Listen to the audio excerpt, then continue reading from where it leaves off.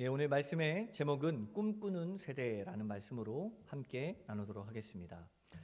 어떤 사람이 실현 가능성도 없는 일을 하고자 할 때 사람들은 꿈도 꾸지 말라라는 말을 하곤 합니다.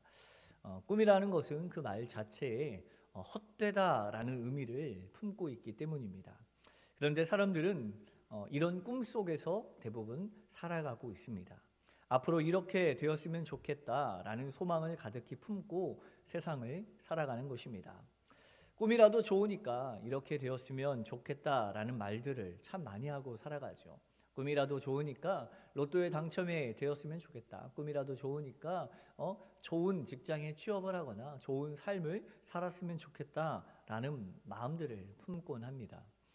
그런데 문제는 우리가 품고 있는 그 꿈 대부분이 하나님이 이끌고자 하시는 모습과 정반대의 모습들을 많이 갖고 있다는 것입니다.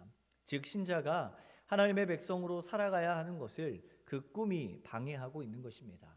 헛된 꿈들은 하나님을 오해하도록 만들고 오히려 잘못된 발상으로 하나님을 찾게 만들어 갑니다. 확실한 것은 하나님께서는 오늘 나의 꿈을 이루어 주시지는 않습니다. 오히려 꿈을 버리고 하나님의 소망을 받아들이라고 촉구하십니다. 결국 우리의 꿈은 하나님을 섬기는데 크나큰 장애물이 될 수 있다는 사실을 기억해야 합니다. 그런데 그럼에도 불구하고 모든 사람들은 꿈을 찾아갑니다. 그래서 꿈꾸지 않으면 사는 게 아니라는 동요가 있습니다. 이 동요의 내용은 가사가 이렇습니다. 꿈꾸지 않으면 사는 게 아니라고 별에는 마음으로 없는 길을 가려내. 사랑하지 않으면 사는 게 아니라고 설레는 마음으로 낯선 길 가려 하네. 아름다운 꿈 꾸며 사랑하는 우리, 아무도 가지 않는 길 가는 우리들, 누구도 꿈꾸지 못한 우리들의 세상 만들어 가네. 가사가 참 따뜻하고 희망과 소망을 품고 있는 어떤 그런 가사입니다. 이 노래는 과거 예능 프로그램이었던 이 남자의 자격이라는 이 프로그램에서 합창단 프로젝트를 하면서 나왔던 아이들이 불렀던 노래인데요. 이 노래를 부른 친구들이 송예린, 송민성이라는 두 남매였습니다. 그런데 이 둘은 이 이야기를 부른 노래에서 참 많은 사람들이 이 노래를 들으면서 눈시울을 붉혔었는데 두 아이는 전 세계 통틀어 10명, 또 우리나라에선 3명밖에 없는 희귀병인 선천성 흡수장애 증후군을 가진 어린 두 남매이기 때문이었습니다. 흡수장애는 원인을 모르지만 소장에서 영양소의 흡수가 장애를 받으면서 음식을 먹는 것으로는 영양소가 부족해 가슴에 주사를 맞으면서 영양제를 맞아야만 살아갈 수 있는 그런 모습이었습니다. 완치 가능성이 전혀 없는 희귀병이었기 때문에 부모는 이 아이들에게 더 넓은 세상을 마주할 수 있는 기회를 주고 싶다라고 말하면서 방송에 출연하게 되었고 그리고 이 노래로 온 그 나라의 사람들이 눈물을 흘리곤 했습니다. 참 꿈을 꾼다는 것 또한 꿈을 가지고 살아간다는 것은 한편으로는 어려운 현실 속에 소망을 주는 것입니다. 신앙인들 또한 꿈을 꾸며 살아가야 합니다. 그렇기 때문에 우리는 그렇다면 꿔야 할 꿈이 있다면 어떻게 무슨 꿈을 건강하게 꾸어야 할까라는 고민들을 해봐야 할 것입니다. 현 세대는 건강한 꿈을 꾸는 것이 불가능한 세대입니다. 꿈을 가지고 살아야 하지만 단순히 꿈으로는 아무것도 해결되지 않기 때문입니다. 그래서 요즘 최근 한 10년 전부터 등장하고 있는 세대가 있습니다. 요즘 뭐 그렇게 막 등장하고 있는 단어는 아니지만 니트족이라는 말입니다. 영문 첫자의 첫 글자를 조합한 단어인데요. Not in education, employment to or training이라는 뜻을 가지고 있습니다. 즉 교육받지도 않고 취업하지도 않고 훈련하지도 않는 젊은이라는 내용인데요. 이 니트족이라는 말은 세계적인 현상이라고 합니다. 하지만 일본에 더 심각하게 나타나고 있다가 한국이 20여 년의 시간차를 두고 일본이 겪은 위기를 그대로 따라가고 있기 때문에 지금 우리나라 역시도 위험군에 속해 있다고 합니다. 특히 올해는 또 코로나다 뭐다 해가지고 이 니트족들의 성장세가 더 많아졌다고 합니다. 올해 니트족의 수가 16%에 달한다는 통계가 있습니다. 즉 청년 5명 중 한 명은 니트족의 삶을 살아가는 것이지요. 공부도 하지 않고 취업도 하지 않고 훈련도 받지 않으면서 그냥 지금 처한 현실에 매료되어서 살아갈 뿐입니다. 이 니트족은 1990년대 일본의 경제 상황이 나빴던 그런 시기, 영국과 유럽에서 처음 나타났고 일본으로 확산되어 갔다고 합니다. 고용 환경이 악화되어 취업을 포기하는 청년들이 늘어나고 니트족도 증가하였고 또 사회 불안을 유발하는 사회 병리 현상으로 자리매김하고 있는 것입니다. 특히 장기 불황을 겪은 일본의 경우 정부 차원에서 대책을 마련하기 위해 힘쓰고 있는 것으로 알고 있지만 딱히 뾰족한 수가 없습니다. 이 니트족들은 사회에 불만을 가지고 살아가는 사람들이 많이 있습니다. 세상이 불합리하기 때문에 그저 노동도 하지 않고 노력도 하지 않겠다는 말입니다. 일본에는 이 니트족이 출몰하기 이전에 이미 프리터족이라고 해서 취업은 하지 않고 그냥 아르바이트로만 생계를 유지하며 살아가는 사람들이 있었습니다. 그런데 이 프리터족들보다 더 심각한 니트족들은 기존의 사회에서의 사고방식이 완전히 무너져 버리고 아무것도 하지 않고 그냥 포기하고 살아가는 자들입니다. 니트족들은 대부분 가정과 사회, 경제 이런 복합적인 문제가 있기 때문에 나타나는데 결국은 스펙 쌓기가 이 미스매치로 이어져서 취업 준비만 오래 하다 지치게 된 사람들이 니트족으로 남게 됩니다. 왜 그럴까요? 그것은 바로 꿈이 없기 때문입니다. 꿈이 없는 것이 아니라 꿈을 꿀 수 있는 상황과 환경이 되지 않기 때문에 포기해버리고 살아가는 것입니다. 지난 2년 동안 전 세계는 코로나 위기 가운데 살아왔습니다. 또한 우리나라 역시 코로나로 인하여서 많은 자영업자들이 자신의 삶을 포기하고 또 많은 손해를 감수하며 아주 최소한의 정부의 이 보조금들을 받으면서 살아오게 되었죠. 그리고 올해 또 여러 가지 사회적 거리두기가 제한이 풀려나는가 싶었다가 작년 연말에 또 오미크론의 확산으로 인하여서 많은 어려움을 겪게 되면서 이제는 자영업자들이 견딜 수 없다, 살아갈 수 없다라고 하면서 정부에서 시위를 하고 있는 모습들이 보입니다. 처음에 가졌던 꿈이 이제는 꿀 수조차 없는 꿈으로 바뀌어버렸기 때문이죠. 앞으로 이렇게 살아가는 것이 무엇이 우리에게 의미가 있을까 고민하며 오히려 살아내는 것보다 포기하는 것이 더 낫겠다라고 결정 지어버리는 것입니다. 그러나 우리가 기억해야 하는 것은 이런 희망이 없는 세상을 바라보지 않아야 한다는 사실입니다. 세상을 바라보면 아무런 해답이 나오지 않습니다. 문제를 해결할 능력이 바로 우리에게는 없기 때문입니다. 개천에서 용이 나야 처해진 환경을 개선하고 문제를 바로잡고 더 나은 꿈을 꾸고 소망을 가지고 살아갈 수 있는데 요즘 같은 시대에는 개천에선 용이 날 수 없는 구조이기도 합니다. 그렇다면 또 우리가 이런 상황 가운데 어떻게 살아가야 할까요? 과연 어떻게 꿈을 꾸고 소망을 품고 살아가야 할까? 그것이 너무나도 당연한 말이지만 그리스도인들은 하나님이 주시는 꿈을 꾸고 그 안에서 소망을 품고 살아가야 한다는 사실입니다. 다니엘서 2장은 성경에서 가장 놀라운 성경의 예언 중에 하나입니다. 그것은 기원전 600년 전에 쓰여졌음에도 불구하고 장차 벌어질 4개의 거대한 이 세상의 왕국의 성세를 예언한 것이기 때문입니다. 다니엘서 2장의 내용이 현대를 살아가는 우리들에게 아주 먼 옛날 역사처럼 보일지 모르지만 다니엘에게는 그것이 지금 나에게 처한 장래에 대한 모든 것이었습니다. 오늘 본문의 내용들은 하나님의 주권적 권위에 대해서 아주 긴 안목을 품게 합니다. 이 하나님은 인류 역사에 대한 계획을 가지고 계실 뿐만 아니라 그 계획을 완벽하게 수행하시는 분이셨습니다. 이와 같은 하나님께서 오늘 다니엘에게 이 느부갓네살 왕이 꾸었던 꿈을 가르쳐 주었습니다. 그리고 그 꿈의 내용을 이제 다니엘을 통해 왕에게 이야기해 주게 되어집니다. 지난주에 나눴던 말씀을 보게 되면 느부갓네살 왕은 한 꿈을 꾸게 되었는데 그 꿈의 내용이 무엇인지 바르게 알지 못했습니다. 그리고 뒤숭숭한 마음에 그 나라에 있는 술사와 방백들과 지혜자들을 모두 불러다 놓고 자신이 꾼 꿈을 말하게 하고 그 꿈의 내용을 해석해 내라고 이야기했습니다. 그런데 결국에 그 꿈에 대한 내용을 해석해 낼 줄 아는 사람은 없었습니다. 왜 그렇습니까? 꿈의 내용을 알지 못하였기 때문이지요. 그래서 그 많은 사람들이 거짓된 선지자다, 거짓된 술객이다라는 것을 들통나게 되면서 느부갓네살 왕은 그 모든 이들을 멸하게 되었지요. 그리고 이제 그 내용이 다니엘에게 넘어왔습니다.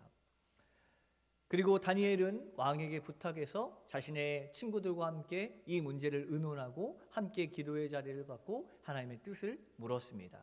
그리고 오늘 본문에 보게 되면 이제 다니엘은 느부갓네살 왕이 꾸었던 꿈의 내용에 대해서 그 왕 앞에 서서 해석해 주게 되어집니다.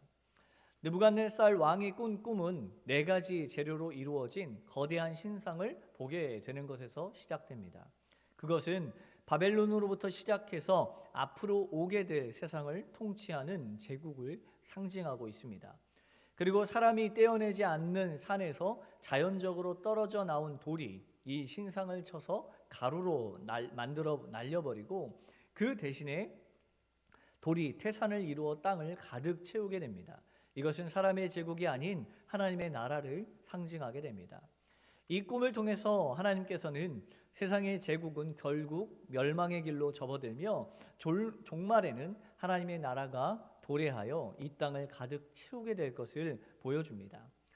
먼저 우리가 알아야 할 것은 이 세상에는 종말이 있다는 것이죠. 이 세상의 역사가 영원히 반복되며 흘러가는 끝이 없는 세상이 아니라 또 낙관주의자들이 말하는 것처럼 역사가 계속해서 발전하면서 결국 이 세상이 낙원과 같은 나라가 되는 것이 아니다라는 것이죠. 오히려 이 세상은 하나님의 눈으로 볼 때 금에서 은으로, 은에서 노트로, 노에서 철로 그 가치가 점점 떨어지는 역사인 것입니다. 사람의 눈에는 막강한 힘을 가진 철이 세상의 발전으로 보일지 모르나 그러나 그 철은 진흙과 섞인 매우 불안한 나라라고 말합니다. 철은 강하지만 그러나 그 강함이 하나님과 전혀 상관없이 유린되어 사용될 때 결국 멸망의 길로 치닫는 것입니다. 철이 영원할 것 같지만 사상의 누각처럼 진흙 위에 세워진 철은 영원히 영원할 수 없는 것입니다. 느부갓네살 왕은 꿈에 본 신상에서 금머리에 해당되던 자였습니다. 38절 말씀을 보면 그에게 하나님께서는 사람과 들짐승과 새들이 살고 있는 이 땅에 대한 통치권을 맡기셨습니다. 이 느부갓네살의 권세와 능력과 영광은 바로 하나님께 온 것임을 37절에 말씀하고 있죠. 그러나 그에게 통치되던 나라는 하나님께서 맡기신 사명을 잘 감당하지 못했습니다. 그는 하나님께서 주신 통치권을 가지고 이 세상을 좀 더 모든 이들이 살아갈 만한 세상, 또 하나님의 창조 목적을 잘 수행하고 지켜가는 세상으로 만들어야 했으나 하나님으로부터 떠나 무력과 힘을 우선하는 질 낮은 나라를 후대에 물려주었습니다. 그 이후 세상은 오직 힘과 권세만이 난무하는 질 낮은 철의 나라가 되었던 것입니다. 결국 느부갓네살에게 주어진 하나님의 나라는 그의 나라는 하나님에 의해서 멸망되게 되어집니다. 지난주에 우리는 가진 자의 의무에 대해서도 잠시 이야기했습니다. 느부갓네살 왕은 자신이 가진 힘과 권위를 가지고 하나님이 원하시는 꿈을 쫓아가야 했습니다. 그러나 세상의 실상은 이렇습니다. 본인이 가진 힘과 능력을 가지고 내 꿈만을 쫓아가게 되면 언젠가는 무너질 것이다는 사실입니다. 겉으로 보기에는 너무나도 대단해 보이고 그 힘은 가공할 만큼 큰 것으로 여겨지지만 실상 인간의 꿈은 어리석은 것에 불과하였습니다. 허망하게 그지없고 무가치하며 그것을 쫓아가는 것은 어리석은 행동에 불과하였습니다. 세상이 추구하는 꿈의 실체를 우리는 정확히 알아야 할 것입니다. 사람이 정작 사모해야 할 대상, 추구해야 할 가치가 무엇인지를 깨달아야 합니다. 그것은 바로 하나님의 나라이며 하나님이 보여주시는 꿈입니다. 머리인 순금은 바벨론, 가슴과 두 팔로 만들어진 은은 바사 왕국을, 종아리 쇠는 로마, 또 배와 넓적다리로 만들어진 놋은 헬라, 그리고 발로 만들어진 진흙은 로마 제국 이후에 멸망하게 될 세상 모든 나라를 상징하는 것으로 말하고 있습니다. 역사를 보면 세상의 모든 나라들은 다 무너져 내렸습니다. 황금같이 찬란했던 바벨론도, 은과 같았던 페르시아와 놋과 같이 눈부셨던 헬라도, 강철같이 강했던 로마도 결국 종말을 고하고 말았습니다. 이는 그 나라들이 모두 불안정하였다는 것을 보여줍니다. 아울러 이 세상 나라뿐만 아니라 세상 자체도 세상 나라들이 종말을 고한 것처럼 궁극적으로는 종말을 향해 달려가고 있습니다.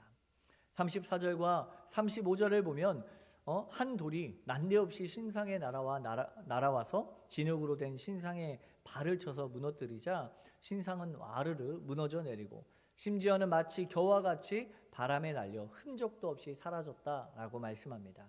이는 불완전한 세상은 언젠가는 무너져 내리고 완전히 사라지게 될 것을 의미합니다. 바로 그렇습니다. 불완전한 이 세상은 영원하지 못합니다. 언젠가는 무너져 내리는 것은 물론 흔적도 없이 사라질 수밖에 없습니다. 물론 세상은 하나님의 심판으로 종말을 고할 것이지만 사실 세상은 그 자체의 불안성 때문에 가만히 놔두어도 스스로 파멸에 이를 수밖에 없습니다. 우리는 이 사실을 결코 간과하지 말아야 합니다. 그리고 우리의 삶의 근거, 우리의 삶의 토대를 바르고 굳건하게 세워야 합니다. 약하고 불완전한 세상, 또 그럴듯한 허울만 가득한 세상의 면모를 본받거나 진흙같이 부서져서는 안 됩니다. 그렇다면 우리의 생명도 세상과 더불어 허망하게 무너지고 끝장나고 말 것입니다. 여러분, 오늘 그렇다면 우리가 우리의 삶을 이 하나님, 그분의 참되고 진실한 말씀, 또 영원히 쇠하지 않을 하나님의 나라를 향한 소망의 터 위에 우리 삶을 세워야 합니다. 이처럼 굳건한 토대 위에 여러분의 삶을 세운다면 비록 우리가 이 세상 가운데 살아가지만 허무하게 무너지는 결말을 맞이하지는 않을 것입니다.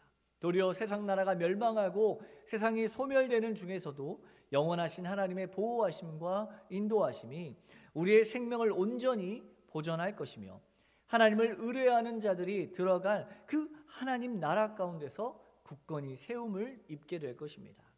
이와 같이 우리가 가져야 할 꿈은 하나님 나라에 있습니다. 세상을 바라보면 잠시 세워졌다 무너져 버릴 꿈을 갖는 것이 아니라 하나님만이 우리의 삶의 목적이 되며 하나님만이 나의 꿈이 되어서 주님이 원하시는 바를 행할 줄 아는 자들이 되어야 합니다. 다니엘은 어려움과 위기 가운데서도 하나님만을 신뢰했습니다. 주님이 주시는 지혜를 통하여서 느부갓네살의 꿈을 알아맞추고 해석해 갔습니다. 느부갓네살 왕은 왕 중에 왕이었습니다. 느부갓네살 왕 앞에 무수한 나라의 왕들이 굴복하였고 그야말로 세상 전체를 통치하는 왕으로 여겨졌습니다. 그런데 37절과 38절을 보게 되면 왕의 모든 권세와 영광이 다 하나님으로 말미암은 것이며 하나님께서 그에게 부여하신 것임을 다니엘은 그에게 이야기하고 있습니다. 이 말은 자칫 왕의 기분을 상하게 할 수 있는 것이었습니다. 하지만 다니엘은 굴복하지 않고 당당하게 이야기하며 그 꿈의 해석을 이어갔습니다. 다니엘의 꿈을 해석한 궁극적인 목적은 교만하여서 자신을 세상의 주인으로 여기며 자신이 차지한 영광을 자신에게 돌려야 할 것으로 여겼던 착각했던 느부갓네살 왕에게 진정한 세상의 주인이 누구인가, 참으로 영광을 받으셔야 할 분이 누구인지를 선포하고 고백하기 위함이라고 볼 수 있습니다. 바로 이러한 다니엘의 태도는 우리가 가져야 할 자세이며 목적이 되어야 합니다. 종종 우리는 꿈을 꾸고 꿈을 쫓고 살아갑니다. 그 영광이 그 꿈이 내 것이 될 때가 참 많이 있습니다. 그리고 내 자랑으로 삼아서 주변을 바라보지 못하고 나 자신만 알고 교만해질 때가 있습니다. 그러나 성도의 성공과 잘됨은 단순히 내 힘과 능력으로 되어지는 것이 아니라 그 모든 것이 하나님의 뜻 안에서 되어진 일임을 고백해야 합니다. 이 모습이 오늘 우리의 삶에서 자연스럽게 드러나게 될 때 하나님 안에서 진실된 꿈을 꾸며 살아가는 그리스도인이 될 것입니다.